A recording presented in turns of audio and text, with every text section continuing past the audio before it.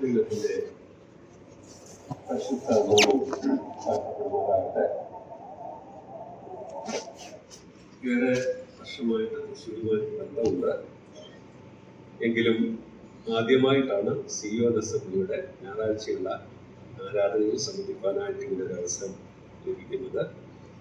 നിങ്ങളോടൊത്താൽ ഇന്ന് വലിയവനായ കർത്താവിനെ ആരാധിക്കാനും ബന്ധപ്പെടുത്തുവാനും ലഭിച്ച നല്ല സന്ദർഭത്തെ ഓർത്ത് ദൈവത്തെ സ്തുതിക്കുന്നു.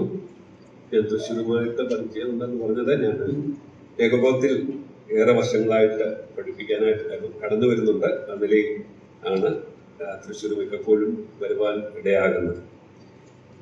ഇന്ന് രാവിലെ നിങ്ങളോടുകൂടെ ഇങ്ങനെ ആയിരിക്കാൻ തക്കവണ്ണം ഈ സ്ഥലസഭയിലുള്ള ശുശ്രൂഷകന്മാർ നൽകിയ സാവകാശത്തിനായിട്ട് പ്രത്യേക നന്ദി പറയുകയും ദൈവത്തെ സ്തുതിക്കുകയും ചെയ്യുന്നു.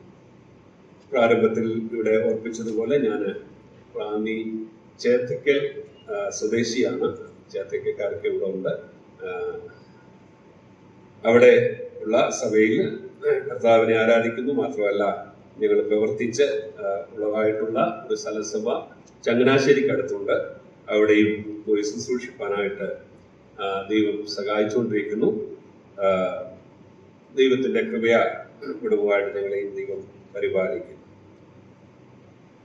ഇന്ന് രാവിലെ ദൈവസന്നിധിയിൽ നമുക്കൊരുമിച്ച് ആയിരിക്കുമ്പോൾ ദൈവത്തിന്റെ ആത്മാവ് നമുക്ക് ആവശ്യമായ ആലോചന നൽകേണ്ടതിനു വേണ്ടി നമുക്ക് പ്രാർത്ഥനയോടെ ദൈവസന്നിധിയിൽ ആയിരിക്കും. ഈ അടുത്തിടെ ഞാൻ നോർത്ത് ഇന്ത്യയിൽ ഒന്ന് പോകാനായിട്ട് ഇടയായിത്തീർന്നപ്പോൾ അവിടുത്തെ സാഹചര്യങ്ങളൊക്കെ ഇപ്പോൾ വളരെ ബുദ്ധിമുട്ടാണ് എന്ന് നമുക്കറിയാം. അപ്പോൾ പലപ്പോഴും ഹോളുകളൊക്കെ അടച്ചിട്ട് വളരെ ശബ്ദമൊക്കെ താഴ്ത്തിയാണ് അവരിപ്പോൾ പാട്ടൊക്കെ പാടുന്നത്. ഗേറ്റൊക്കെ അടച്ചിടും. എന്നിട്ട് ശുശ്രൂഷിക്കുന്ന ആള് സാധാരണ വാതിക്കൽ ഇരിക്കും, വാതിൽ അടച്ചിട്ടിരിക്കും. അപ്പൊ ആരെങ്കിലും ലേറ്റായിട്ട് വന്നാലും അദ്ദേഹത്തെ മൊബൈലിൽ വിളിച്ചിട്ട് ഇന്നാരാണ് ഞാനെന്ന് പറഞ്ഞാലേ തുറന്നു കൊടുക്കത്തു. കാരണം ആരാ കയറി വരുന്നതെന്ന് അറിയത്തില്ല. അപ്പൊ അങ്ങനെയുള്ള ഒരു സാഹചര്യം നമ്മുടെ ചുറ്റുപാടുകളിൽ നമ്മുടെ രാജ്യത്ത് ഉടലെടുക്കുന്ന ഒരു കാലഘട്ടത്തിൽ ദൈവമക്കളായ നമുക്ക് ലഭിക്കുന്ന ഈ സ്വാതന്ത്ര്യത്തിനും സമാധാനത്തെ ഓർത്ത് നമുക്ക് ദൈവത്തെ സ്തുതിക്കുകയും ദൈവത്തെ നമുക്ക് മഹത്വപ്പെടുത്തുകയും ചെയ്യേണ്ടതാണ്. കൂടുതൽ കർത്താവിൽ ശരണപ്പെടുവാൻ, ആശ്രയിപ്പാൻ, ദൈവത്തോട് പറ്റിച്ചേർന്ന് നിൽപ്പാൻ ഈ നാടുകളിൽ നമുക്ക് കഴിയേണ്ടതാണ്. ഒരിക്കലൊരു ഡോക്ടർ രാവിലെ തൻ്റെ ഉറക്കമൊക്കെ ഉണർന്ന് ജനാല തുറന്ന് വെളിയിലേക്ക് നോക്കിയപ്പോൾ താൻ കണ്ടത് ഒരു ചെറിയ പക്ഷി മുറിവേറ്റ് വെളിയിൽ കിടക്കുന്നത് താൻ കണ്ടു. അപ്പോൾ അദ്ദേഹം ഒരു ഡോക്ടർ ആയതുകൊണ്ട് അതിനെ ഏതെങ്കിലും നിലയിൽ സഹായിക്കാം എന്നുള്ള നിലയിൽ താൻ വെളിയിൽ ഇറങ്ങിച്ചെന്ന് അതിനെ പിടിക്കാനായിട്ട് ശ്രമിച്ചപ്പോൾ അത് കുതറി മാറുവാനായിട്ട് തുടങ്ങി. എന്നാൽ അദ്ദേഹം അതിനെ പിടിച്ചിട്ട് അതിന് വേണ്ടുന്ന ശുശ്രൂഷകളൊക്കെ ചെയ്യാനായിട്ട് ശ്രമിച്ചു. അപ്പോൾ ഇതെല്ലാം ചെയ്യുമ്പോൾ തന്നെ അത് ഇങ്ങനെ തന്റെ കയ്യിൽ നിന്ന് ചാടിപ്പോകാൻ, കുതറി മാറാനായിട്ടാണ് ശ്രമിച്ചുകൊണ്ട് ഇരുന്നത്. എങ്കിലും അദ്ദേഹം അതിനെ ശുശ്രൂഷിച്ചു. എന്നാൽ അന്ന് വൈകുന്നേരം തന്റെ മകൻ പെട്ടെന്ന് ഒരു വീഴ്ചയിൽ അല്പം മുറിവൊക്കെ പറ്റി പിതാവിന്റെ അടുക്കിലേക്ക് വന്നു. അപ്പോൾ ആ മകനെ ആ പിതാവ് ശുശ്രൂഷിപ്പാനായിട്ട് ആരംഭിച്ചു. അപ്പോൾ ആ മകൻ എപ്പോഴും ആ പിതാവിനോട് പറ്റിച്ചേർന്ന് ആ പിതാവിനെ ആശ്ലേഷിക്കാനായിട്ട് തുടങ്ങി. അപ്പോൾ ആ ഡോക്ടർ പറഞ്ഞ കാര്യം ഇതാണ്: നമ്മോടുള്ള ബന്ധത്തിൽ നമുക്കൊരു സ്വർഗീയ പിതാവുണ്ട്, നമുക്ക് എപ്പോഴും അടുത്ത് ചെല്ലുവാനായിട്ട് എന്നുള്ളതാണ് നമ്മുടെ ജീവിതത്തിന്റെ മഹാഭാഗ്യം എന്നുള്ളത്. നമ്മുടെ കർത്താവ് ആ പ്രാർത്ഥന പഠിപ്പിച്ചപ്പോഴും പറഞ്ഞത് സ്വർഗസ്ഥനായ പിതാവേ, നമുക്കൊരു സ്വർഗീയ പിതാവുണ്ട് എന്നുള്ളത് എത്ര അനുഗ്രഹീതമായിട്ടുള്ള കാര്യമാണ്. നമ്മുടെ ജീവിതത്തിൽ നാം നിസ്സാരമെന്ന് കരുതുന്ന കാര്യങ്ങളെപ്പോലും സ്വർഗസ്ഥനായ പിതാവ് അറിയുന്നു എന്നുള്ളത് എത്ര അനുഗ്രഹിക്കപ്പെട്ട കാര്യമാണ്. ദൈവമക്കൾ എന്ന നിലയിൽ നമുക്ക് ലഭിച്ചിരിക്കുന്ന മഹത്വകരമായിട്ടുള്ള ഉന്നതമായിട്ടുള്ള ആ ഭാഗ്യത്തെ ഓർത്ത് നമുക്ക് ദൈവത്തെ സ്തുതിക്കുകയും ദൈവത്തെ മഹത്വപ്പെടുത്തുകയും ചെയ്യുവാനായിട്ട് ഇടയാകട്ടെ. നമ്മുടെ കർത്താവ് ഈ ഭൂമിയിൽ ആയിരുന്നപ്പോൾ തന്റെ ശുശ്രൂഷയോടുള്ള ബന്ധത്തിൽ പല സന്ദർഭങ്ങളിൽ ആവർത്തിച്ച് പറഞ്ഞിട്ടുള്ള ഒരു കാര്യമാണ് ഭയപ്പെടേണ്ട എന്നുള്ളത്. തന്റെ ശിഷ്യന്മാരുമായിട്ട് യാത്ര ചെയ്യുന്ന സന്ദർഭത്തിൽ കൊടുങ്കാറ്റിന്റെ സാഹചര്യത്തിൽ അവരോട് പറഞ്ഞു, നിങ്ങൾ ഭയപ്പെടേണ്ട എന്ന് പറയാനായിട്ട് ഇടയായിട്ട്. ജീവിതത്തിന്റെ വലിയ പ്രതിസന്ധിയിൽ കടന്നുപോയ യായിറോസിന്റെ ആ മകളുടെ വേർപാടിന്റെ സമയത്ത് കർത്താവ് തന്നോട് പറഞ്ഞു, നീ ഭയപ്പെടേണ്ട എന്ന് പറയുവാനായിട്ട് ഇടയായിത്തീർന്നു. തന്റെ ശിഷ്യന്മാരെ ശുശ്രൂഷയ്ക്ക് വേണ്ടി അയക്കുമ്പോൾ ചെറിയ ആട്ടിൻകൂട്ടമേ ഭയപ്പെടേണ്ട, പിതാവ് ദൈവരാജ്യം നിങ്ങൾക്ക് നൽകുവാനായിട്ട് പ്രസാദിച്ചിരിക്കുന്നു എന്ന് കർത്താവ് പറയുവാനായിട്ട് ഇടയാകുന്നുണ്ട്. അങ്ങനെ കർത്താവിന്റെ ശുശ്രൂഷയിൽ ഉടനീളം നോക്കിയാൽ മാത്രമല്ല, തന്റെ സംസ്കാരത്തിന് ശേഷം ആ അശൂന്യമായ ആ കല്ലറയുടെ മുമ്പിൽ നിൽക്കുമ്പോഴും ഭയപ്പെടേണ്ട എന്ന വാക്ക് കർത്താവ് പറയുവാനായിട്ട് ഇടയായി നമുക്ക് കാണുവാനായിട്ട് സാധിക്കും. നമ്മുടെ കർത്താവ് എപ്പോഴും നമ്മോട് പറയുന്ന വാക്കാണ് അത് എന്ന് നമുക്ക് മനസ്സിലാക്കുവാനായിട്ട് സാധിക്കും. നമ്മള് കർത്താവിന്റെ ശുശ്രൂഷയുടെ ബന്ധത്തിൽ യോഹന്നാന്റെ സുവിശേഷം, അതുപോലെ മത്തായി, മർക്കോസ്, ലൂക്കോസ് സുവിശേഷങ്ങളിലൊക്കെ കർത്താവ് ഈ കാര്യം പറയുന്നത് നമുക്ക് കാണുവാനായിട്ട് സാധിക്കും. നമുക്ക് രണ്ട് വേദഭാഗങ്ങളിൽ നിന്ന് കർത്താവ് ആ വലിയ കൊടുങ്കാറ്റിന്റെ മധ്യത്തിൽ തന്റെ ശിഷ്യന്മാരോട് ഭയപ്പെടേണ്ട എന്ന് പറയുന്ന ആ വേദഭാഗങ്ങളിലേക്ക് നമ്മുടെ ശ്രദ്ധയെ ഒന്ന് തിരിക്കുവാനായിട്ടാണ് ഞാൻ ആഗ്രഹിക്കുന്നത്. അതിൽ നിന്ന് ലഭിക്കുന്ന ചില ആത്മിക സത്യങ്ങൾ നിങ്ങളെ ഓർമ്മിക്കുവാനായിട്ട് ഞാൻ കർത്താവിൽ ആശ്രയിക്കുകയാണ്. മർക്കോസിന്റെ സുവിശേഷം 4-ാം അധ്യായത്തിന്റെ 35 മുതൽ 41 വരെയുള്ള വാക്യങ്ങളിൽ നാം നോക്കുമ്പോൾ, സന്ധ്യ ആയപ്പോൾ കർത്താവ് ശിഷ്യന്മാരോട് പറയുകയാണ്, നമുക്ക് അക്കരയ്ക്ക് പോകാം എന്ന് പറഞ്ഞു. അങ്ങനെ യേശുവുമായി ശിഷ്യന്മാർ പടകിൽ കയറി അക്കരയ്ക്ക് പോകുമ്പോൾ വലിയൊരു ചുഴലിക്കാറ്റ് ഉണ്ടായി എന്ന് നമ്മുടെ അവിടെ വായിക്കുന്നുണ്ട്. അങ്ങനെ ആ കാറ്റ് ഉണ്ടായി എന്ന് മാത്രമല്ല, പടങ്ങ് മുങ്ങുമാറായിട്ട് തീർന്നു. അപ്പോൾ കർത്താവിനോട് ശിഷ്യന്മാർ ചോദിക്കുകയാണ്, ഞങ്ങൾ മുങ്ങിപ്പോകുന്നതിൽ അങ്ങയ്ക്ക് ആശങ്കയൊന്നുമില്ലേ എന്ന് അവർ ചോദിക്കുന്നു. അപ്പോഴാണ് യേശു എഴുന്നേറ്റ് കാറ്റിനെയും കടലിനെയും ശാസിക്കുവാനായിട്ടും അടങ്ങുക, ശാന്തമാകുക എന്ന് പറയുവാനായിട്ട് ഇടയായിട്ടുണ്ട്. എന്നിട്ട് അതിന്റെ 40-ാമത്തെ വാക്യത്തിൽ യേശു തന്റെ ശിഷ്യന്മാരോട് പറയുകയാണ്, നിങ്ങൾ ഇങ്ങനെ ഭയപ്പെടുന്നത് എന്തിന് എന്ന് ചോദിക്കും. മറ്റൊരർത്ഥത്തിൽ കർത്താവ് അവരോട് പറഞ്ഞത്, നിങ്ങൾ ഭയപ്പെടേണ്ട ആവശ്യമില്ല. എന്തിനാണ് നിങ്ങൾ ഇങ്ങനെ ഭയപ്പെടുന്നത്? നിങ്ങൾ ഭയപ്പെടേണ്ട ആവശ്യമില്ല. ഈ രണ്ടാമത്തെ വേദഭാഗം നമ്മൾ കാണുന്നത് മത്തായിയുടെ സുവിശേഷം 14-ാം അധ്യായത്തിലാണ്. 14-ാം അധ്യായത്തിൽ യേശു 5000 പേരെ പോഷിപ്പിച്ചതിന് ശേഷം 22-ാം വാക്യത്തിൽ യേശു ശിഷ്യന്മാരോട് പറയുകയാണ്, നിങ്ങൾ പടക് കയറി അക്കരയ്ക്ക് പോവുക, ഞാൻ മലയിലേക്ക് പോവുകയാണ്, ഞാൻ അവിടെ പ്രാർത്ഥിക്കാൻ പോവുകയാണെന്ന് യേശു അവരോട് പറഞ്ഞു. അങ്ങനെ യേശു പ്രാർത്ഥിച്ചു കൊണ്ടിരിക്കുമ്പോൾ ശിഷ്യന്മാർ ആ തടാകത്തിലൂടെ യാത്ര ചെയ്യുക. എന്നാൽ അപ്പോൾ വളരെ കഠിനമായ കൊടുങ്കാറ്റ് ഉണ്ടായി. അവർ ആ കൊടുങ്കാറ്റിൽ അകപ്പെടുവാൻ ഇടയായി തീർന്നു. അപ്പോൾ യേശു അവരുടെ അടുക്കിലേക്ക് വെള്ളത്തിന്റെ മുകളിലൂടെ നടന്നു വരുവാനായിട്ട് ഇടയായി. അത് കണ്ട് അവർ ഭയപ്പെട്ടു. അപ്പോൾ കർത്താവ് അവരോട് പറഞ്ഞു, ധൈര്യപ്പെടുക, ഭയപ്പെടേണ്ട. ഈ രണ്ട് വേദഭാഗങ്ങളിലും വലിയ കൊടുങ്കാറ്റിന്റെ അനുഭവം ഈ ശിഷ്യന്മാരുടെ ജീവിതത്തിൽ ഉണ്ടാകുവാനായിട്ട് ഇടയായിട്ടുണ്ട്. നമ്മുടെ എല്ലാവരുടെയും ജീവിതത്തിൽ വ്യത്യസ്തങ്ങളായ സാഹചര്യങ്ങൾ, പ്രതിസന്ധികൾ, മറ്റൊരു പറഞ്ഞാൽ കൊടുങ്കാറ്റിന്റെ അനുഭവങ്ങളിലൂടെ നാം കടന്നു പോകുവാനായിട്ട് സാധ്യതയുണ്ട്. അതുകൊണ്ട് നമ്മുടെ കാഴ്ചപ്പാടിൽ ഉണ്ടാകേണ്ട കാര്യം, ജീവിതത്തിൽ കൊടുങ്കാറ്റിന്റെ അനുഭവം ഉണ്ടാകുകയില്ലെന്ന് വചനം നമ്മെ പഠിപ്പിക്കുന്നേയില്ല. ജീവിതത്തിൽ കൊടുങ്കാറ്റിൻ്റെതായ അനുഭവങ്ങൾ ഉണ്ടാകാനുള്ള എല്ലാ സാധ്യതയും ഉണ്ട് എന്ന് ദൈവത്തിന്റെ വചനം നമ്മെ ആവർത്തിച്ച് ഓർപ്പിക്കുന്നുണ്ട്. അതുകൊണ്ടാണ് ആ കൊടുങ്കാറ്റുകളുടെ അനുഭവങ്ങളിൽ നമുക്ക് കേൾക്കുവാൻ കഴിയേണ്ട ശബ്ദം, അല്ലെങ്കിൽ നമ്മോട് കർത്താവ് പറയുവാൻ ആഗ്രഹിക്കുന്ന ശബ്ദം ഭയപ്പെടേണ്ട എന്നുള്ളതാണ്.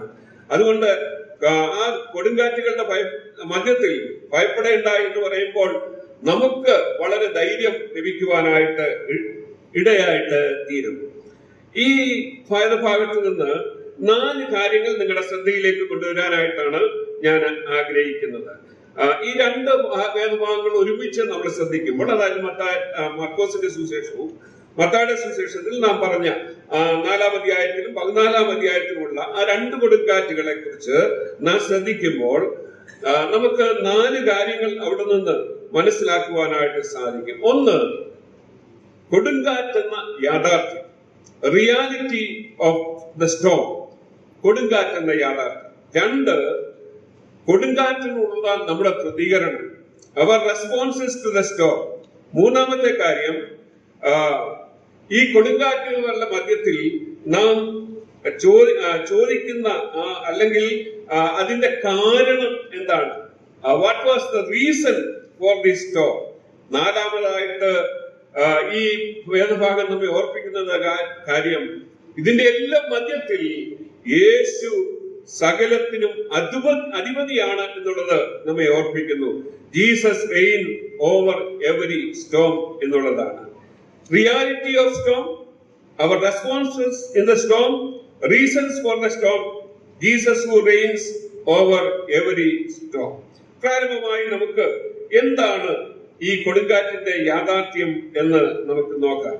ഈ 2 വേദഭാഗങ്ങളും നമ്മൾ വായിക്കുമ്പോൾ നമുക്ക് മനസ്സിലാകുന്ന ഒരു കാര്യം, ഒരു നിലയിലും ഒരു കൊടുങ്കാറ്റുണ്ടാകാനുള്ള സാധ്യതയില്ലാത്ത ഒരു സാഹചര്യത്തിലായിരുന്നു ഈ ശിഷ്യന്മാർ എന്ന് നമുക്ക് മനസ്സിലാക്കുവാനായിട്ട് സാധിക്കും. കാരണം എന്താന്ന് ചോദിച്ചാൽ, യേശു കർത്താവാണ് അവരോട് പറയുന്നത് നിങ്ങൾ അക്കരയ്ക്ക് പോകുക എന്നുള്ളത്, അല്ലെങ്കിൽ നമുക്ക് പടകിൽ അക്കരയ്ക്ക് പോകാമെന്ന് അവരോട് കൽപ്പിച്ചത്, അവരോട് പറഞ്ഞത് യേശു കർത്താവാണ്. അങ്ങനെ യേശു കർത്താവിന്റെ നിർദ്ദേശാനുസരണമാണ് അവർ ഈ യാത്ര തിരിക്കുന്നത്. അങ്ങനെ പോകുന്ന യാത്രയിൽ ഒരു നിലയിലും ഒരു കൊടുങ്കാറ്റുണ്ടാകാനുള്ള ഒരു സാധ്യത ഇല്ലായിരുന്നു. മാത്രമല്ല, അവർ യാത്ര ആരംഭിക്കുമ്പോൾ അങ്ങനെ ഒരു സാധ്യതയും കാണുന്നില്ലായിരുന്നു.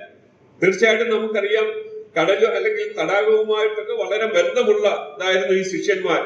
അവർക്ക് പ്രകൃതിയുടെ ഒക്കെ കാര്യം നോക്കുമ്പോൾ കാറ്റുണ്ടാകാൻ സാധ്യതയുണ്ടോ എന്നൊക്കെ മനസ്സിലാക്കാൻ കഴിവുള്ളവരാണ്.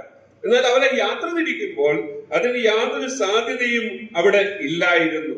എന്നാൽ യേശു പറഞ്ഞതുപോലെ തന്നെ അവരെ യാത്ര തിരിച്ച് എങ്കിലും ആ യാത്രയിൽ അവർക്ക് കൊടുങ്കാറ്റിനെ നേരിടുവാനായിട്ട് ഇടയായിട്ട് തീർന്നു.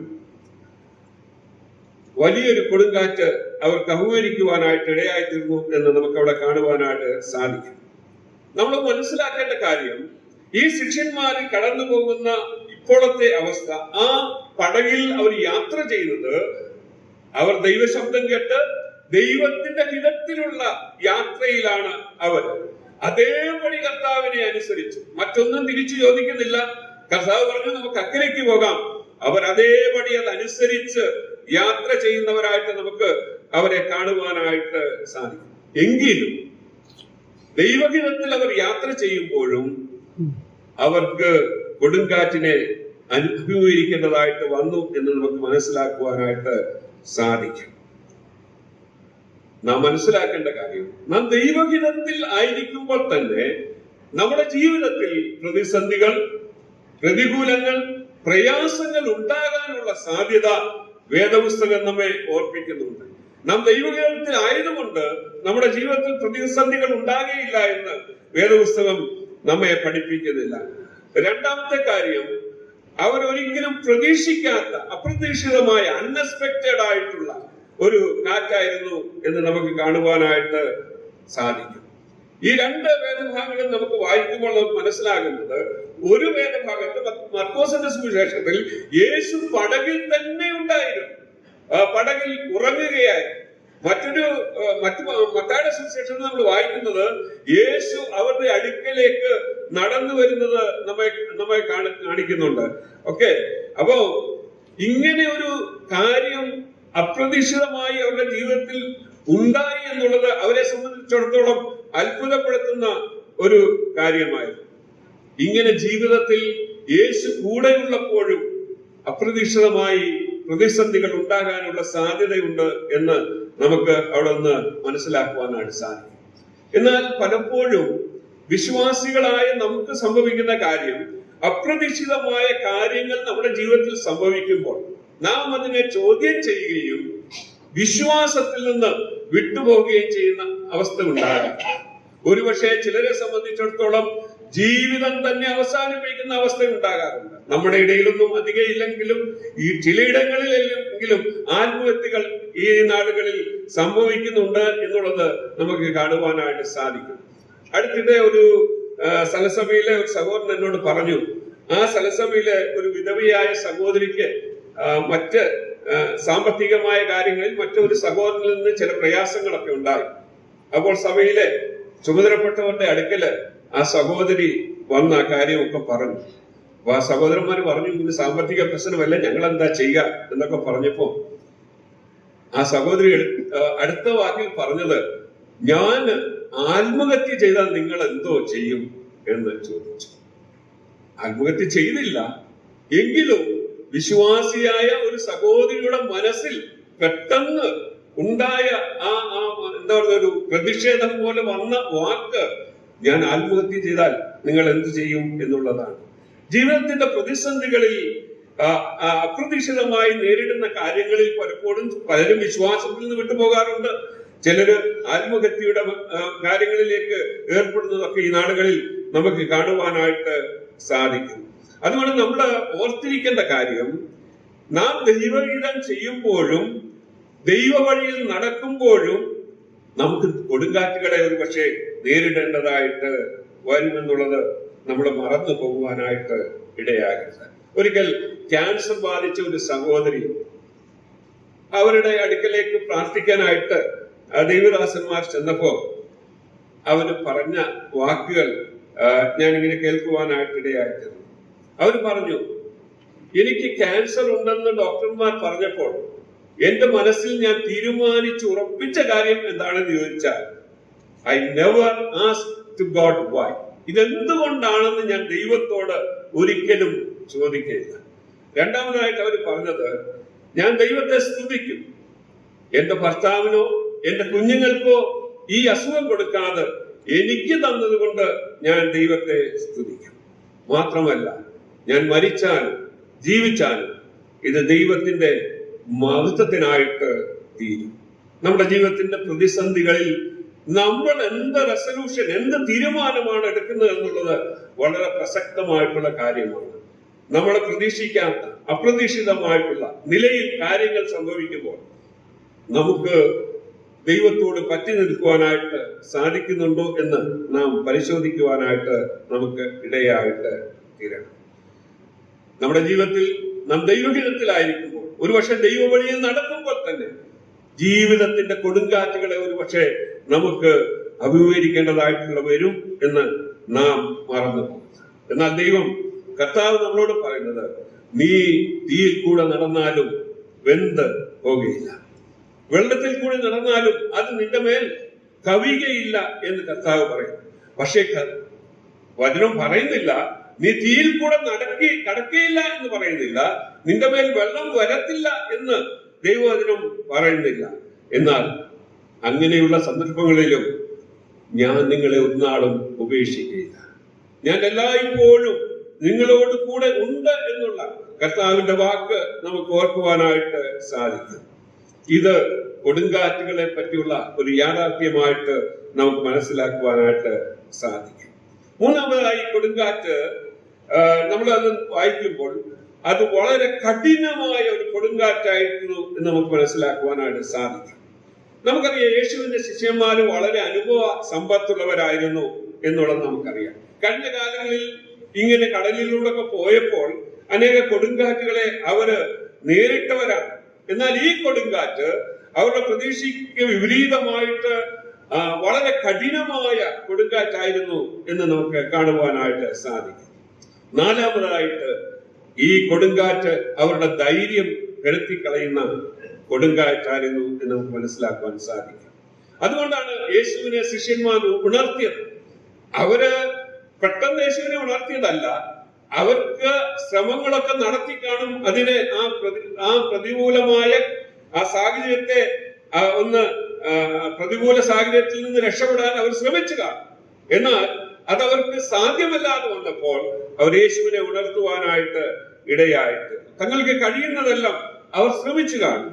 അവർക്ക് കഴിയാതെ വന്നപ്പോൾ അവർ യേശുവിനെ വിളിച്ചു എന്ന് നമുക്ക് മനസ്സിലാക്കുവാനായിട്ട് സാധിക്കും. അതുകൊണ്ട് ജീവിതത്തിൽ ഉണ്ടാകുന്ന കൊടുങ്കാറ്റുകൾ ഒരു യാഥാർത്ഥ്യമാണ് എന്ന് നമ്മൾ മനസ്സിലാക്കുവാനിടയാണ്. നാം ഒരു പുതുവർഷത്തിന്റെ ആരംഭ നാളുകളിലാണ്, 2026 ഈ നാളുകളിൽ. ഒരു പക്ഷേ നമ്മുടെ മുമ്പിൽ പല കൊടുങ്കാറ്റുകൾ അടിക്കാനുള്ള സാധ്യതയുണ്ട്. എന്നാൽ ആ കൊടുങ്കാറ്റിന്റെ മധ്യത്തിൽ യേശു നമ്മളോട് പറയുന്ന കാര്യം ഭയപ്പെടേണ്ട.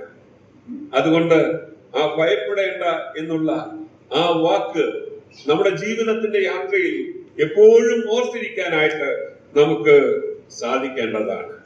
നിങ്ങൾ ഒരു പക്ഷേ കേട്ടിട്ടുണ്ടോ എന്ന് എനിക്കറിയത്തില്ല, ഇന്ത്യയില് വളരെ വർഷങ്ങൾക്ക് മുമ്പ് ആത്മീക ശുശ്രൂഷയ്ക്കായിട്ട് അമേരിക്കയിൽ നിന്ന് കടന്നു വന്ന ഒരു മിഷണറിയാണ് മേരി റീഡ് എന്ന് പറയുന്ന ഒരു മിഷണറി. അവര് UP-യിലുള്ള കാൺപൂരിലാണ് പ്രവർത്തനത്തിനായിട്ട് അമേരിക്കയിൽ നിന്ന് വന്നത്. അവരൊരു അധ്യാപികയായിരുന്നു. 10 വർഷത്തെ തന്റെ അധ്യാപക പ്രവർത്തനമൊക്കെ മാറ്റിവെച്ച് മിഷണറി ആയിട്ട് ഇന്ത്യയിലേക്ക് വരുവാനായിട്ട് ഇടയായിട്ട് തീർന്നു. അവര് കാൺപൂരിൽ വന്ന് തന്റെ പ്രവർത്തനങ്ങളൊക്കെ ആരംഭിച്ചു. അല്പനാൾ കഴിഞ്ഞപ്പോൾ അവരുടെ ശാരീരിക സ്ഥിതിക്ക് അല്പമായ പ്രയാസങ്ങളൊക്കെ നേരിടുവാനായിട്ട് ഇടയായിട്ട് തീർന്നു. ദൈവഹിതത്തിൽ ദൈവവിളി കേട്ട് ആത്മീകമായ ശുശ്രൂഷകൾക്ക് മിഷണറി പ്രവർത്തനത്തിനായിട്ട് അമേരിക്കൻ ഐക്യനാടിലെ നല്ല ജോലിയൊക്കെ കളഞ്ഞ് ഇന്ത്യയിലേക്ക് വന്ന ആ വനിത അവരുടെ ശാരീരിക സ്ഥിതി വഷളായി. അത് പരിശോധനയിൽ മനസ്സിലായി അവർക്ക് കുഷ്ഠരോഗം ബാധിച്ചു എന്ന്. അങ്ങനെ കുഷ്ഠരോഗിനിയായി തീർന്ന ആ സഹോദരി മാനസികമായി തളർന്നു പോകേണ്ടവളാണ്. എന്നാൽ അവര് ദൈവകൃപയിൽ ആശ്രയിക്കുകയും ഹിമാലയത്തിന് അടുത്തുള്ള ചന്ദൻ എന്ന് പറഞ്ഞ ഒരു ലെപ്രസി അഭയ കേന്ദ്രത്തിൽ അവര് ചെന്ന് അവിടെയുള്ളവരെ ശുശ്രൂഷിക്കാനായിട്ട് ഇടയായിട്ട് ആ അഭയ കേന്ദ്രത്തിൽ 89 അന്തേവാസികളാണ് ഉണ്ടായിരുന്നത്. ഈ സഹോദരി അവിടെ ചെന്ന് അവരോടൊപ്പം സഹകരിക്കുകയും അവർക്ക് ശുശ്രൂഷ ചെയ്യുകയും അവരുമായി പ്രവർത്തിച്ചതിന്റെ ഫലമായിട്ട് ആ അഭയകേന്ദ്രത്തിലുള്ള 74 പേരും കർത്താവിനെ സ്വീകരിക്കുവാനും ദൈവമക്കളായി തീരുവാനായിട്ടും ഇടയായിട്ട് തീർന്നു. ആ സഹോദരി ജീവിതത്തിന്റെ പ്രതിസന്ധികളിലൂടെ കടന്നുപോയെങ്കിലും കർത്താവ് അവർക്ക് കൊടുത്ത ആ രോഗത്തിന്റെ മധ്യത്തിൽ കർത്താവിന് വേണ്ടി നിലനിന്നുകൊണ്ട് 74 പേരെ കർത്താവിന് വേണ്ടി നേടുവാനായിട്ട് അവർക്ക് സാധിച്ചു. കർത്താവിന്റെ വരവിങ്കൽ കർത്താവിനെ സ്തുതിക്കുന്നവരുടെ മധ്യത്തിൽ ആ 74 കുഷ്ഠരോഗികളായിട്ടുള്ള ആൾക്കാരുടെ കൂടെ മേരി റീഡും 75ാമത്തെ ആളായിട്ട് തീർച്ചയായിട്ടും സ്വർഗത്തിലുണ്ടാവും എന്നുള്ളതിന് യാതൊരു സംശയമില്ല. ജീവിതത്തിൽ കൊടുങ്കാറ്റുകൾ ഉണ്ടാകാം, എന്നാൽ ദൈവം തന്റെ മഹത്വം അതിന്റെ മധ്യത്തിലൂടെ നിർവഹിക്കും എന്ന് നമുക്ക് മനസ്സിലാക്കുവാനായിട്ട് സാധിക്കും. രണ്ടാമതായി, കൊടുങ്കാറ്റുകളിൽ നമ്മുടെ പ്രതികരണം എന്താണ് എന്നുള്ളതാണ്. ഈ ശിഷ്യന്മാർ ഈ കൊടുങ്കാറ്റുകൾ ഉണ്ടായപ്പോൾ അവര് പല നിലകളിലാണ് അതിനോടുള്ള നിലയിൽ പ്രതികരിച്ചത് എന്ന് നമുക്ക് കാണുവാനായിട്ട് സാധിക്കും. ഒന്ന്, അവർ വളരെ ഭയത്തോടാണ് ഈ കൊടുങ്കാറ്റിനെ കണ്ടത്. അവരുടെ ജീവിതത്തിൽ ഭയം നിമിത്തമുണ്ടായ പ്രതികരണം നമുക്ക് കാണുവാനായിട്ട് സാധിക്കും. കർത്താവ് അവരോട് ചോദിക്കുന്നുണ്ട്, നിങ്ങൾ എന്തുകൊണ്ട് ഭയപ്പെട്ടു?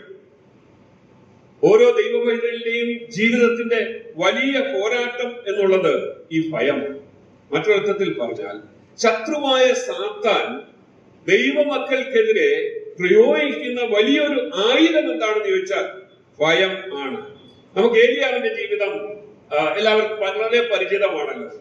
ആ ഏലിയാവ് വിശ്വാസത്തിൽ അടിയുറച്ച് അചഞ്ചലനായി നിന്ന് രാജാവിന്റെ മുമ്പിൽ ചെന്ന് സംസാരിക്കുന്നതും, അതുപോലെ ഞാൻ പറഞ്ഞല്ലാതെ മഞ്ഞും മഴയും പെയ്യയില്ല എന്നൊക്കെ പറയുന്ന ആ കാര്യം നമുക്ക് കാണുവാനായിട്ട് സാധിക്കും. എന്നാൽ അതേ ഏലിയാവ് ഭയമുള്ളവനായിട്ട് തീർന്നപ്പോൾ തന്റെ ജീവിതത്തിൽ പരാജയങ്ങളെ നേരിടേണ്ടതായി വന്നു എന്ന് നമുക്ക് കാണുവാനായിട്ട് സാധിക്കും. അതുകൊണ്ട് യേശു കർത്താവ് അവരോട് ചോദിക്കുകയാണ്, നിങ്ങൾ എന്തുകൊണ്ട് ഭയമുള്ളവരായിട്ട് തീരുന്നു എന്ന് ചോദിക്കുന്നത്. അപ്പോസ്തലനായ പൗലോസ് തീമോഥെയോസിനോട് പറയുമ്പോൾ ഇങ്ങനെയാണല്ലോ പറയുന്നത്. 2 തീമോഥെയോസ് 1:7 ധീരത്വത്തിന്റെ ആത്മാവിനെ അല്ല, ശക്തിയുടെയും സ്നേഹത്തിന്റെയും സുബോധത്തിന്റെയും ആത്മാവിനെ അത്രേ ദൈവം നമുക്ക് തന്നത്. ഒന്നാമതായി ശിഷ്യന്മാരുടെ പ്രതികരണം എന്നുള്ളത് ഭയത്തോടുള്ള പ്രതികരണമായിരുന്നു. രണ്ടാമതായിട്ട് അവർ ചിലത് മറന്നു പോകുവാനായിട്ട് തീർന്നു. Response of ഫോർഗെറ്റ്ഫുൾനെസ്. അവർ മറന്നു പോകാൻ ഇടയായത് മത്തായിയുടെ സുവിശേഷം 14-ാം അധ്യായം ആരംഭിക്കുമ്പോൾ നമുക്ക് കാണുവാനായിട്ട് സാധിക്കുന്നത് കർത്താവ് 5000 പേരെ പോഷിപ്പിച്ചതിന്റെ ആ സംഭവവും അവർ ഒരിക്കലും ജീവിതത്തിൽ കണ്ടിട്ടില്ലാത്ത ആ കർത്താവിന്റെ അത്ഭുതകരമായ പ്രവൃത്തിയെ അവർക്ക് അനുഭവിച്ചറിയുവാനായിട്ടും ഇടയായിരുന്നു. കർത്താവിന്റെ അസാമാന്യമായ ശക്തിയെ അവർക്ക് രുചിച്ചറിയുവാനായിട്ട് ഇടയായിത്തീരുന്നതാണ്. എന്നാൽ പെട്ടെന്ന് ഈ കൊടുങ്കാറ്റിന്റെ മധ്യത്തിൽ അവര് കർത്താവിന്റെ ശക്തിയെ മറന്നു പോകാനായിട്ട് ഇടയായിട്ട് തീർന്നു. അവര് ഭയമുള്ളവരായി തീർന്നു, അവർ മറവിയുള്ളവരായി തീർന്നു. They are fearfulness, അവരുടെ forgetfulness. മൂന്നാമതായിട്ട് അവരുടെ പ്രതികരണത്തോടുള്ള ബന്ധം നമുക്ക് കാണുവാൻ സാധിക്കുന്നത് their faithlessness, അവരുടെ വിശ്വാസക്കുറവ് നമുക്ക് കാണുവാനായിട്ട് സാധിക്കും. മർക്കോസിന്റെ സുവിശേഷം 4-ാം അധ്യായത്തിന്റെ 40-ാം വാക്യത്തിലും മത്തായിയുടെ സുവിശേഷം 14:31 യേശു ചോദിക്കുന്നു, നിങ്ങളുടെ വിശ്വാസം എവിടെ? Where is your faith? അവരുടെ ശിഷ്യന്മാരുടെ പ്രതികരണം ഭയമായിരുന്നു, മറവിയായിരുന്നു, വിശ്വാസം ഇല്ലായ്മയായിരുന്നു എന്ന് നമുക്ക് കാണുവാനായിട്ട് സാധിക്കും. ഇന്ന് രാവിലെ നമ്മൾ സത്യസന്ധമായി പറയുകയാണെങ്കിൽ നമ്മുടെ ജീവിതത്തിൽ ഉണ്ടാകുന്ന കൊടുങ്കാറ്റുകളുടെ മധ്യത്തിൽ നമ്മുടെ പ്രതികരണം ഈ ശിഷ്യന്മാരെ പോലെ തന്നെയല്ലേ? നാം ഭയമുള്ളവരായിത്തീരും, നാം മറവിയുള്ളവരായിത്തീരും, നാം വിശ്വാസത്തിൽ കുറവുള്ളവരായിത്തീരും എന്നുള്ളതിന് നമുക്ക് കാണുവാനായിട്ട് നമ്മുടെ ജീവിതത്തിൽ നാം പരിശോധിച്ചാൽ പലപ്പോഴും കാണുവാനായിട്ട് സാധിക്കും. മനോഹരമായി പാടുന്ന ഒരു കുരുവിയുണ്ട്, ത്രഷ് സ്പാരോ എന്നാണ് പറയുന്നത്. അത് മലയാളത്തിൽ ഇരിക്കുന്ന ചൂളക്കുരുവി എന്നൊക്കെയാണ് അതിന് പറയുന്നത്. അതിന്റെ പ്രത്യേകത അത് മനോഹരമായി പാട്ട് പാടും എന്നുള്ളതാണ്, അല്ലെങ്കിൽ പാട്ട് പാടുന്ന ശബ്ദം ഉണ്ടാക്കും എന്നുള്ളതാണ്. എന്നാൽ അതിന്റെ പ്രത്യേകത അതൊന്നുമല്ല. ആ കുരുവി ഏറ്റവും നന്നായി പാടുന്നത് വളരെ കൊടുങ്കാറ്റുകൾ ഉണ്ടാകുമ്പോഴാണ് നന്നായിട്ട് അത് പാടുന്നത്. അത് സാധാരണ പാടും, പക്ഷെ ഏറ്റവും നന്നായി പാടുന്നത് കൊടുങ്കാറ്റുകൾ ഉണ്ടാകുമ്പോഴാണ്. 2, അതിന്റെ ജീവിതത്തിൽ എന്തെങ്കിലും പരുക്കുകൾ പറ്റുമ്പോഴും അത് നന്നായിട്ട് പാടും എന്ന് കാണുവാനായിട്ട് സാധിക്കും. നമുക്കും ഈ വരുന്ന നാളുകളിൽ ഈ ചൂളക്കുരുവിയെ പോലെ ജീവിതത്തിന്റെ പ്രതിസന്ധികളിൽ, ഇപ്പോൾ നമ്മൾ പാടുന്നുണ്ട്, ജീവിതത്തിന്റെ പ്രതിസന്ധികളിൽ നന്നായി പാടുന്നവരായി തീരാൻ ഇടയായിട്ട് തീരണം. വേദനയുടെ സാഹചര്യം എന്തായാലും, പ്രതിസന്ധികൾ എന്താണെന്നെങ്കിലും ദൈവത്തെ സ്തുതിക്കുന്നവരായിട്ട്, മഹത്വപ്പെടുത്തുന്നവരായിട്ട് നാം തീരണം എന്ന് ദൈവം നമ്മെ കുറിച്ച് ആഗ്രഹിക്കുന്നു. നാം കണ്ടത് കാറ്റിന്റെ യാഥാർത്ഥ്യം, reality of the Storm, response of the Storm. മൂന്നാമതായിട്ട് ഇതിന്റെ കാരണം എന്താണ്? Reason for the Storm. ഈ കൊടുങ്കാറ്റിന്റെ കാരണം എന്താണ്? അല്ലെങ്കിൽ ഈ കൊടുങ്കാറ്റുകളിൽ കൂടെ കടന്നു പോകുവാൻ കാരണം എന്താണ്? നമുക്കറിയാം, നമ്മുടെ ജീവിതത്തിൽ യാതൊരു ഉദ്ദേശവുമില്ലാതെ ദൈവം ഒന്നും അനുവദിക്കാറില്ല എന്നുള്ളത് യാഥാർത്ഥ്യമാണ്. നമ്മുടെ ജീവിതത്തിന്റെ കൊടുങ്കാറ്റുകളിലൂടെ നമ്മെ ദൈവം കടത്തിവിടുമ്പോൾ ദൈവത്തിന് അതിനൊരു ഉദ്ദേശമുണ്ട് എന്നുള്ളത് നമ്മൾ മറന്നു പോകരുത്. ദൈവം തന്റെ ഹിതത്തിലും തന്റെ പദ്ധതിയിലുമാണ് ഓരോ കാര്യങ്ങളും ചെയ്യുന്നത് എന്ന് നമ്മൾ മറന്നു പോകരുത്. അത് ഓർക്കുവാനായിട്ട് ഇംഗ്ലീഷില് ഒരു വാക്ക് ഓർത്താൽ മതി, ബിഗ് എന്ന വാക്ക്, BIG. ദൈവം നമ്മളെ കൊടുങ്കാറ്റുകളിലൂടെ കടത്തിവിടുന്നത് ടു ബിൽഡ് us, നമ്മെ പണിയുവാനായിട്ടാണ് ദൈവം നമ്മെ കൊടുങ്കാറ്റുകളിലൂടെ കടന്നു വരുന്നത്. നമ്മുടെ വിശ്വാസത്തെ ദൈവം പണിതെടുക്കുവാൻ, പ്രശ്നങ്ങളുടെ മധ്യേ ആണ് നാം ശക്തരായിട്ട് തീരുന്നത്. അത് ദൈവത്തിന് അറിയാം. അതിനാണ് ദൈവം അത് അനുവദിക്കുന്നത് എന്ന് നമുക്ക് മനസ്സിലാക്കുവാൻ സാധിക്കണം. ടു ബിൽഡ്, നമ്മെ പണിതെടുക്കുവാൻ. രണ്ടാമത്തെ ഫോർ ഇൻസ്ട്രക്ടിങ് us, നമ്മെ അഭ്യസിപ്പിക്കുവാൻ, അല്ലെ നമ്മെ പഠിപ്പിക്കുവാൻ, നമ്മെ ഉപദേശിക്കുവാൻ ദൈവം ചിലത് നമ്മുടെ ജീവിതത്തിൽ അനുവദിക്കുന്നു. അതുകൊണ്ട് നമ്മുടെ ജീവിതത്തിന്റെ പ്രതികൂല സാഹചര്യങ്ങളിൽ, കൊടുങ്കാറ്റുകളിൽ, പ്രശ്നങ്ങളിൽ, രോഗങ്ങളുടെ മധ്യത്തിൽ നാം കർത്താവിനോട് ചോദിക്കേണ്ട ചോദ്യം, ദൈവമേ, എന്തിനാണ് എന്നെ ഈ കൊടുങ്കാറ്റിന്റെ, ഈ പ്രതിസന്ധികളുടെ, ഈ രോഗങ്ങളുടെ മധ്യത്തിലൂടെ കടത്തിക്കൊണ്ട് പോകുന്നത്? ഈ കൊടുങ്കാറ്റ് എനിക്ക് ഇഷ്ടമല്ല, പക്ഷേ എന്താണ് എന്നെ കുറിച്ച് അവിടുന്ന് ഉദ്ദേശിക്കുന്നത്? എന്നോട് എന്താണ് അങ്ങേക്ക് പറയാനായിട്ടുള്ളത്? എന്നെ എന്താണ് പഠിപ്പിക്കാനായിട്ട് അവിടുന്ന് ഉദ്ദേശിക്കുന്നത്? എന്നെ ഏതു നിലയിലാണ് കെട്ടിപ്പടുക്കുവാൻ അവിടുന്ന് ഉദ്ദേശിക്കുന്നത് എന്ന് ദൈവത്തോട് ചോദിക്കുവാൻ നമുക്ക് സാധിക്കും. മൂന്നാമതായിട്ട് ഗ്ലോറിഫൈ.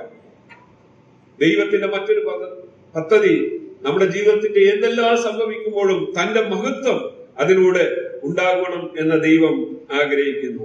ഈ കൊടുങ്കാറ്റിന്റെ അനുഭവങ്ങളിലൂടെ ദൈവം മഹത്വമെടുക്കുവാനായിട്ട് ഇടയാകണം എന്നുള്ളതാണ് ദൈവം ആഗ്രഹിക്കുന്നത്. ദൈവ മഹത്വത്തിനായിട്ട് ദൈവം നമ്മെ ചിലപ്പോൾ വളരെ പ്രതിസന്ധികളിലൂടെ ഒക്കെ കടത്തിക്കൊണ്ടു പോകാനായിട്ടുള്ള സാധ്യതയുണ്ട്.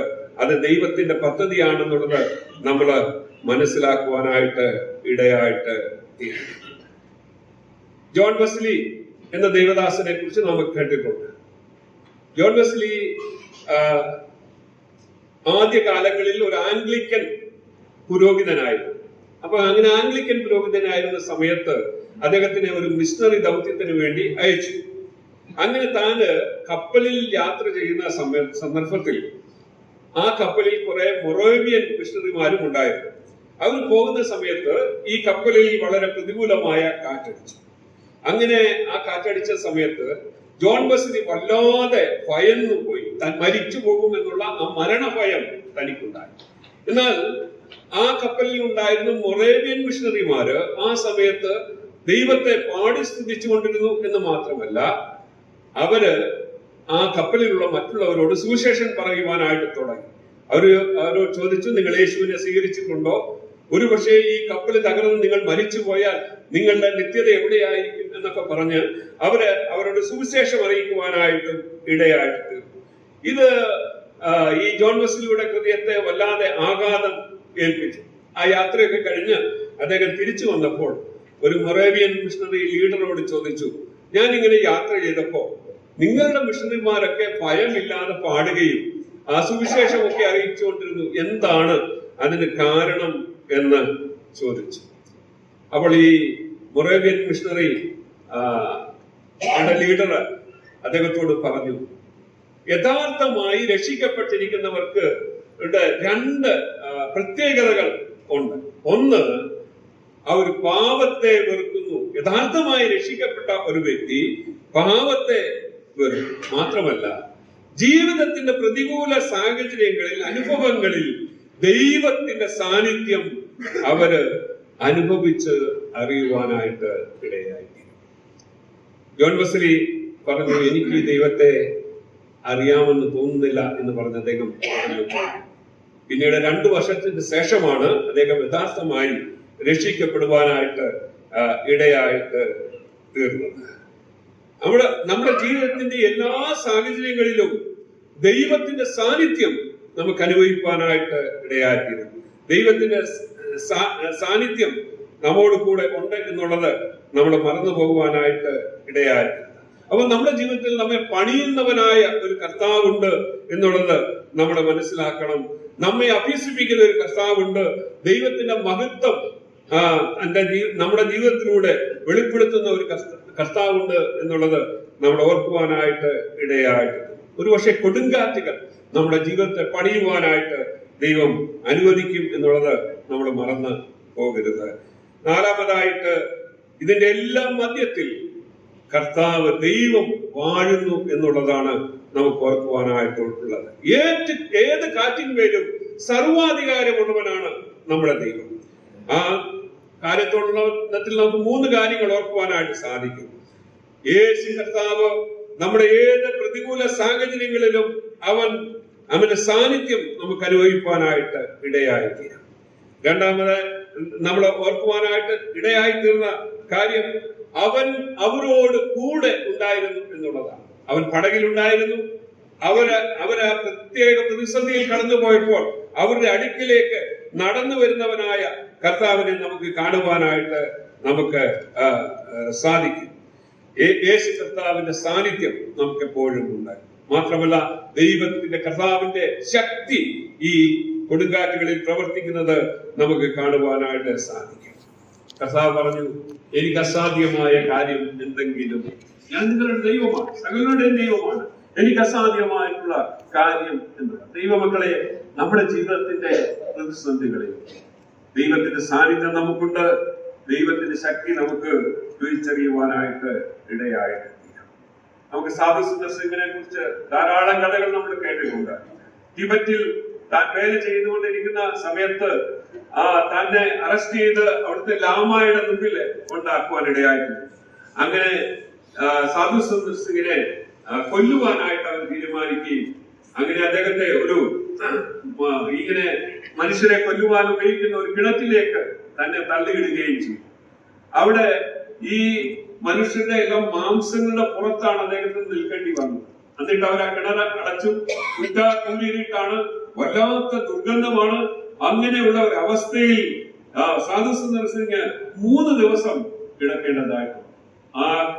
അതിന്റെ മധ്യത്തിൽ ദൈവത്തെ താൻ സ്തുതിച്ചുകൊണ്ടിരുന്നു. 3-ാമത്തെ ദിവസം രാത്രിയിൽ ആ കിണറിന്റെ മൂടി ആകെ തുറന്നു. താഴേക്ക് ഒരു കയർ ഇറങ്ങി വന്നു. അതിൽ പിടിച്ച് കയറാനായിട്ട് പറഞ്ഞു. ബലഹീനനായ താൻ അതിൽ പിടിച്ച് മുകളിലോട്ട് കയറി. അതിനുശേഷം അദ്ദേഹം ഒരു ഗ്രാമത്തിലേക്ക് പോയി അവിടെ അല്പം വിശ്രമിച്ചു. വീണ്ടും തന്റെ പ്രവർത്തനം തുടങ്ങി. അങ്ങനെ തുടങ്ങിയ സന്ദർഭത്തിൽ വീണ്ടും ആൾക്കാർ പറഞ്ഞു, ഇദ്ദേഹം പ്രസംഗിക്കുന്നു. ലാമയുടെ മുന്നിലേക്ക് വീണ്ടും അദ്ദേഹത്തെ കൊണ്ടുവന്നു. അപ്പോൾ ഈ ലാമ വളരെ ദേഷ്യപ്പെട്ടു. എന്നിട്ട് പറഞ്ഞു, എന്നെ ആരോ ചതിച്ചു, ഈ കിണറിന്റെ താക്കോല് കൊണ്ടുപോയി ആരോ തുറന്നു. അപ്പോഴാണ് ലാമ പെട്ടെന്ന് ഓർത്തത്, തന്റെ അരയിൽ തന്നെ ആ താക്കോലുണ്ട് എന്നുള്ളത് മനസ്സിലാക്കുവാനായിട്ട് ഇടയായത്.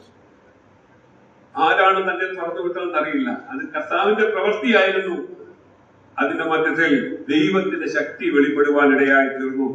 അങ്ങനെ ജീവിതത്തിന്റെ നമ്മുടെ ഏത് കൊടുങ്കാറ്റുകളിലും ദൈവത്തിന്റെ സാന്നിധ്യവും ശക്തിയും നമുക്ക് അനുഭവിക്കുവാനായിട്ട് കഴിയുമെന്നുള്ളത് നമ്മൾ മറന്നു പോകുവാനായിട്ട് സാധിക്കും. മാത്രമല്ല, ഈ കർത്താവ് നമ്മുടെ സമാധാന പ്രഭുവാണ് എന്നുള്ളത് നമ്മൾ മറന്നു പോകുന്നത്. നമ്മുടെ ജീവിതത്തിന്റെ പ്രതിസന്ധിയിൽ ഞാൻ പ്രാരംഭത്തിൽ ഓർപ്പിച്ചതുപോലെ ആ കുരിയെ പോലെ പാടുവാനായിട്ട് നമുക്ക് സാധിക്കേണ്ടതാണ്. അതാണ് ദൈവം നമ്മെ കുറിച്ച് ആഗ്രഹിക്കുന്നത്. ഞാനൊരു ഇലിസ്ട്രേഷനോട് പറഞ്ഞ് പെട്ടെന്ന് അവസാനിപ്പിക്കാം. എറിക് ബേക്കർ എന്ന് പറയുന്ന ഒരു ദൈവദാസൻ ബ്രിട്ടനിൽ നിന്ന് പോർച്ചുഗലിലേക്ക് അദ്ദേഹം കർത്താവിന്റെ വേലയ്ക്ക് വേണ്ടി പോയ ആളാണ്. ഏതാണ്ട് 50 വർഷത്തോളം അദ്ദേഹം അവിടെ പ്രവർത്തിച്ചു. അങ്ങനെ പ്രവർത്തിച്ച് താന് 2ാം ലോക മഹായുദ്ധത്തിന്റെ സമയത്ത് അവർ പറഞ്ഞു അവിടെ നിന്ന് കടന്നു പോകണം എന്ന് പറഞ്ഞു. എന്നാൽ അദ്ദേഹത്തിന് ചില ദൗത്യങ്ങളോട് നിർവഹിക്കാനുള്ളത് കൊണ്ട് തന്റെ ഭാര്യയെയും 8 കുഞ്ഞുങ്ങളെയും തന്റെ സഹോദരിയെയും 3 കുഞ്ഞുങ്ങളെയും കപ്പലിൽ കയറ്റി അദ്ദേഹം ബ്രിട്ടനിലേക്ക് അയച്ചു. അതിനുശേഷം ആ ആഴ്ചയിലെ ഞായറാഴ്ച ദേവാലയത്തിൽ പ്രസംഗിച്ചു കൊണ്ടിരിക്കുന്ന സമയത്ത് അദ്ദേഹം പ്രസംഗത്തിന്റെ മധ്യേ കണ്ണുനീരൊഴുക്കി. എന്നിട്ട് പറഞ്ഞു, എന്റെ ഭാര്യയും കുഞ്ഞുങ്ങളും എന്റെ സഹോദരിയും കുഞ്ഞുങ്ങളും അവര് ഭവനത്തിൽ സുരക്ഷിതരായി എത്തിച്ചേർന്നു എന്ന് പറഞ്ഞു. എല്ലാവർക്കും സന്തോഷമായി. പക്ഷെ പിന്നീടാണ് അറിഞ്ഞത്, ആ യാത്രയിൽ ഒരു അന്തർവാഹിനി കപ്പലിൽ നിന്ന് പോയ മിസൈൽ ആ കപ്പലിൽ പതിച്ചിട്ട് അവരെല്ലാവരും ആ കടലിൽ മുങ്ങി മരിക്കുവാനായിട്ട് ഇടയായിത്തീർന്നു എന്നുള്ള സന്ദേശമാണ് അദ്ദേഹത്തിന് കിട്ടിയത്. എന്നാൽ അതിന്റെ മധ്യത്തിൽ അദ്ദേഹം പറഞ്ഞ കാര്യം, my family safely reached home. ദൈവത്തിന്റെ കരുതൽ, ദൈവത്തിന്റെ ശക്തി നമ്മുടെ ജീവിതത്തിന്റെ കൊടുങ്കാറ്റുകളിൽ ദൈവത്തിന്റെ സാന്നിധ്യം നമുക്ക് അനുഭവിക്കാനായിട്ട് കഴിയുന്നെങ്കിൽ അതത്ര അനുഗ്രഹിക്കപ്പെട്ട കാര്യമാണ് ജീവിതത്തിൽ കൊടുങ്കാറ്റുകളുണ്ട്. ഈ 2026 ഈ പ്രാരംഭ ദിവസങ്ങളിൽ നാം കടന്നു പോകുന്ന പ്രതിസന്ധികളിൽ, നമ്മുടെ രാജ്യം കടന്നു പോകുന്ന പ്രതിസന്ധികളിൽ നമുക്ക് ദൈവ കൃപയിൽ ആശ്രയിക്കാം. ദൈവസന്നിധിയിൽ നമുക്ക് ആശ്രയിച്ച് ദൈവത്തോട് പറ്റിച്ചേർന്ന് ഈ കൊടുങ്കാറ്റുകളെ അതിജീവിക്കുവാനുള്ള കൃപയ്ക്കായി കർത്താവിനോട് നമുക്ക് യാചിക്കാം. ദൈവത്തിന് നാമം